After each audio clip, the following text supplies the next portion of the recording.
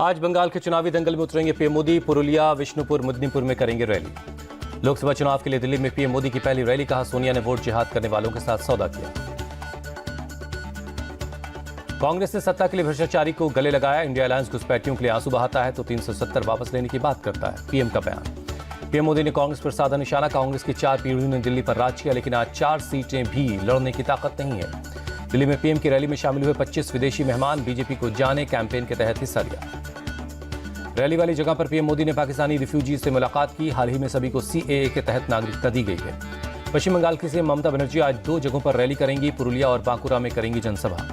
UP के ललितपुर में बोले अमित शाह, अब बिजली पूरे प्रदेश में 20 से 24 घंटे मिल रही है, पहले सिर्फ ईद और रमजान में मिलती थी। अमेठी में अमित शाह ने किया road show. Candidate Smriti Irani के लिए वोट मांगा। राहुल गांधी के टकाटक वाले बयान पर बोले अमित शाह, उनको कंप्यूटर का गेम लगता है। अमित शाह ने अखिलेश यादव को दिया जवाब, जुमला देना आसान है। अखिलेश ने कहा था सिलेंडर वाले लोग अब सरेंडर कर रहे हैं।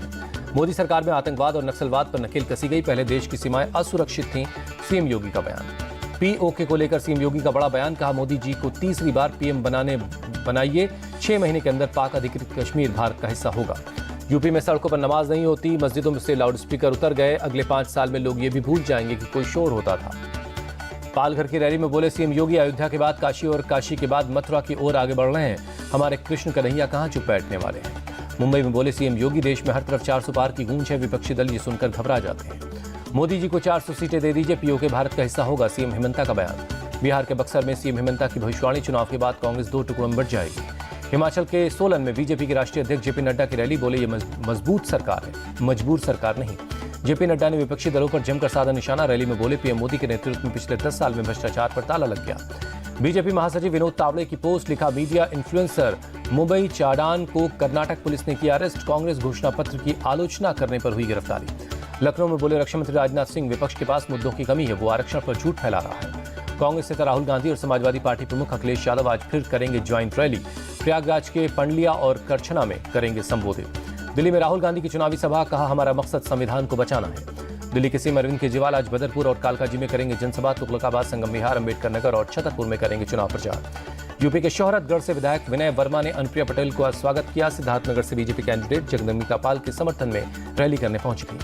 महाराष्ट्र के सीएम शिंदे का दावा, 20 जून को महायुति जीतेगी, अपने पिछले रिकॉर्ड भी तोड़ेगी। अधीर रंजन चौधरी को खड़गे की 2 टूक। अधीर रंजन अकेले फैसला नहीं लेंगे, पार्टी लाइन का विरोध करने पर पार्टी से बाहर कर दिया जाएगा। खड़गे के बयान पर बोले अधीर रंजन, ममता से मेरा विरोध नैतिक है, कांग्रेस को खत्म करने वालों से मैं प्यार नहीं करूंगा। अधीर रंजन चौधरी ने सीएम ममता के सपोर्ट वाले बयान पर कहा था वो बीजेपी के साथ भी जा सकती हैं। पीएम मोदी के राम मंदिर वाले बयान पर बोले कांग्रेस नेता दिग्विजय सिंह, उनको सिर्फ हिंदू मुसलमान करना आता है।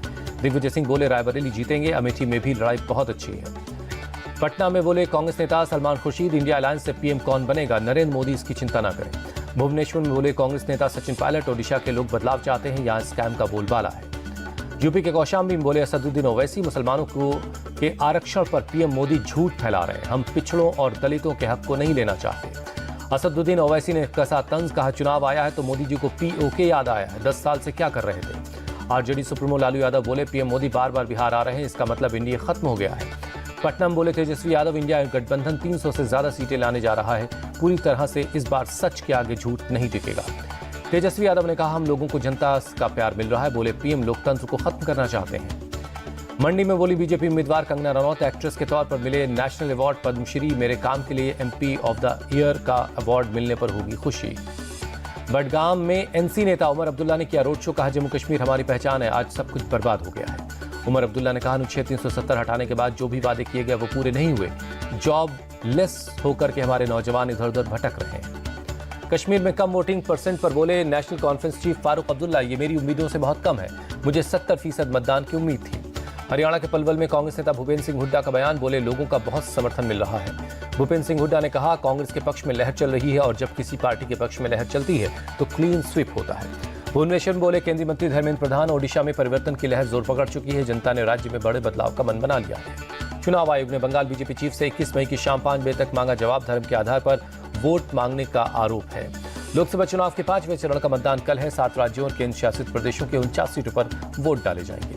मुंबई में 5वें चरण के चुनाव प्रचार से पहले सुरक्षा बढ़ाई गई। पुलिस की टीम ने गाड़ियों की चेकिंग की। बीती रात पुलिस ने चलाया अभियान, जगह जगह मुस्तैद दिखे पुलिस के जवान।